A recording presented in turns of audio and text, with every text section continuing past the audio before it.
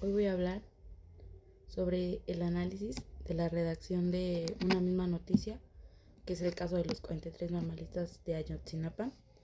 Eh, como una misma noticia ha sido redactada de diferentes maneras por distintos noticieros de México y cómo esas diferencias han influido en la forma en que la sociedad entiende, recuerde, reacciona ante este hecho. El caso de los 43 normalistas pues no es solo una noticia más, es uno de los acontecimientos pues más importantes y dolorosos de la historia.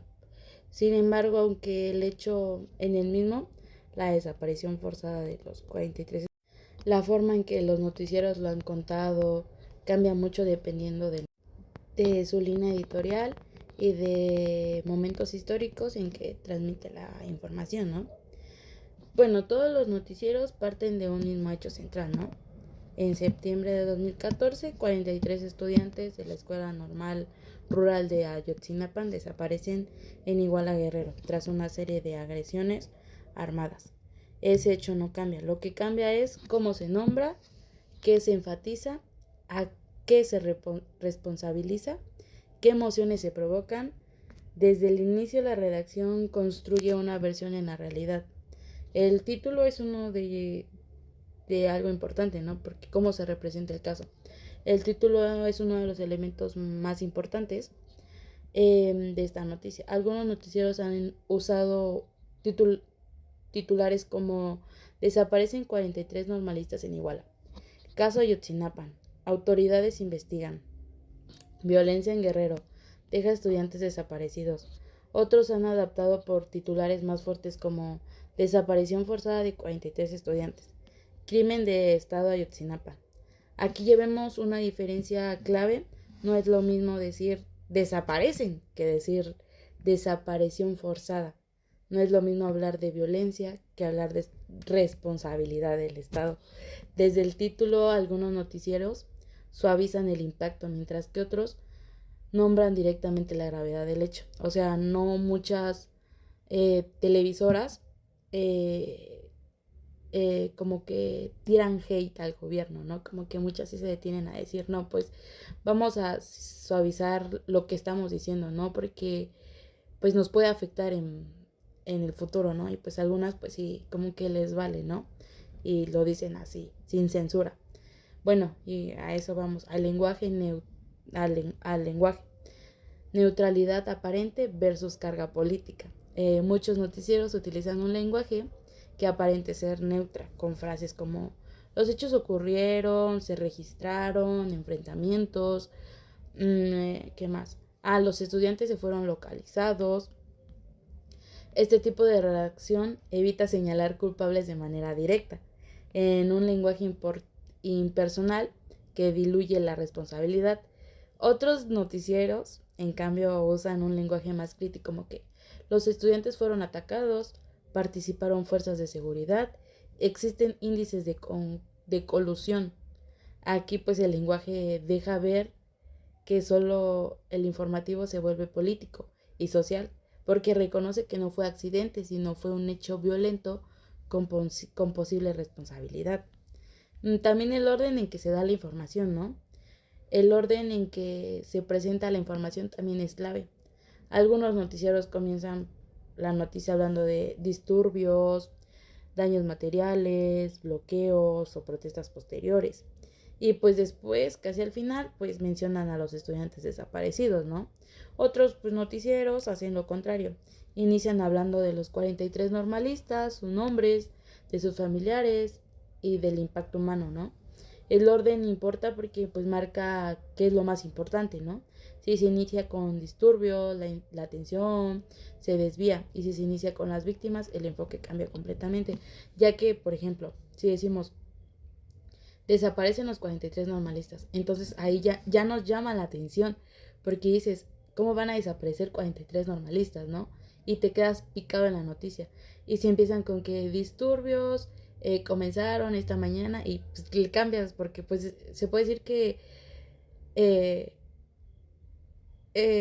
no es mi tema, ¿no? Pero es político, ¿no? Se puede decir que pues todos los días hablan de política, ¿no? Entonces tú puedes cambiar y decir, ya van a hablar sobre política o algo así, ¿no? Pero si empiezan diciendo los 43 normalistas desaparecieron, pues te, te picas más en la noticia para saber qué es lo que pasó o a lo mejor cómo desaparecieron, ¿no?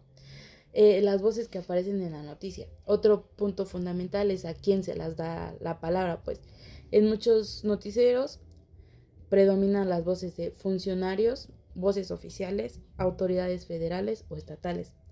La redacción se construye a partir de comunicados, declaraciones y conferencias en otros medios. Se incluye con más fuerza padres y madres de los normalistas, compañeros, estudiantes, organismos de derechos humanos. Cuando la noticia se redacta desde la voz oficial, el caso se vuelve más institucional. Cuando se redacta desde la voz de los familiares, el caso se vuelve humano, doloroso y urgente. Esto quiere decir que cuando se habla de que cuando ya entrevistan al policía, pues lo político y todo así, es como más institucional, así como de que, pues siento que le toman X, ¿no? Y cuando un noticiero ya incluye en las entrevistas a los familiares, pues se vuelve más doloroso, ¿no? Porque escuchar cómo el papá o la mamá de un alumno desaparecido que se pone a pensar que pues que su hijo ya no va a regresar o cosas así, pues ya es más doloroso para los oyentes, pues. Entonces eso también influye en cómo se transmite la noticia, ¿no? El uso del tiempo y la repetición. Con el paso del tiempo, pues las redacciones también cambian, ¿no? Al inicio muchos noticieros daban seguimiento constante. Con los años, algunos comenzaron a redactar el caso como el caso de hace años, un tema del pasado, un expediente abierto. Otros insisten en usar frases como a más de X años no hay justicia, ¿no? En los 43 siguen desaparecidos o la deuda del Estado continúa. La forma de redactar el pasado del tiempo puede ser normalizar la impunidad o mantener viva la memoria. O sea, es como de que, como lo mismo digo, o sea, y digo que si vemos que hay algunos noticieros donde sí se enfocan en decir, pues hay que hablar sin censura, ¿no?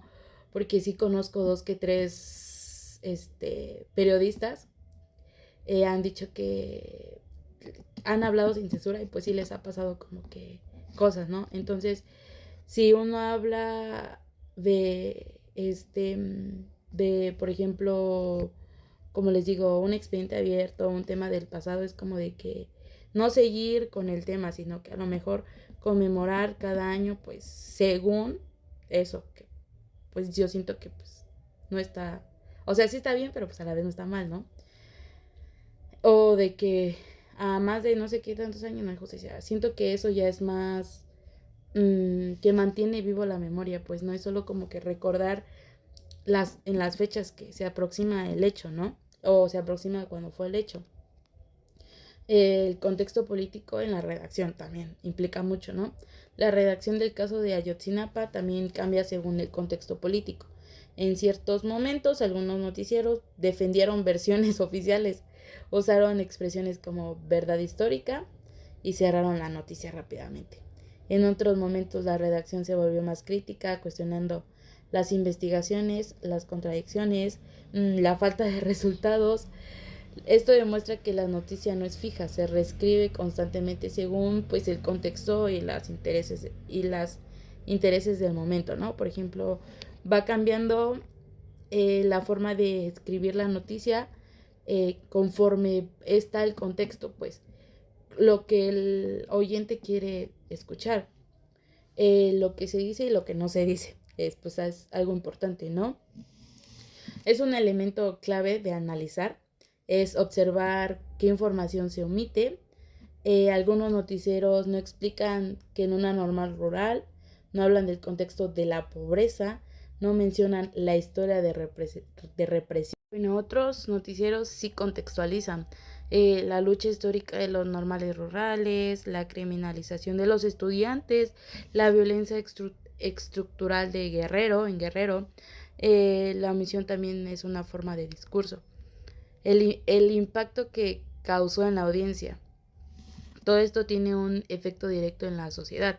Dependiendo de cómo se redacta la noticia, el público puede sentir indignación, sentir cansancio, sentir indiferencias, ya que la redacción puede provocar memoria o puede provocar olvido. Por eso el caso de los 43 normalistas no solo se juega con los tribunales, sino también con el lenguaje de los medios, pues. Y pues en conclusiones puedo decir que el caso de los 43 normalistas de Ayotzinapa demuestra claramente que una misma noticia puede ser redactada de muchas formas y que en cada forma tiene consecuencias, ya que las noticias no solo informan, también interpretan, jerarquizan, construyen sentidos. Analizar cómo redactan una noticia nos permite entender que el lenguaje nunca es inconsciente y que como espectadores debemos ser críticos y comparar versiones y no olvidar, porque mientras haya verdad ni justicia, pues los 43 no son una noticia del pasado, siguen pues siendo una herida abierta en la historia de México. Y sí influye mucho en cómo los diferentes noticieros te dan una misma noticia, porque muchos, como lo dije en el video, muchos censuran la verdad, pues. Y hay muchos que pues no se quedan callados y dicen los hechos tal y como son, ¿no? Y pues eso es todo. Gracias por su atención.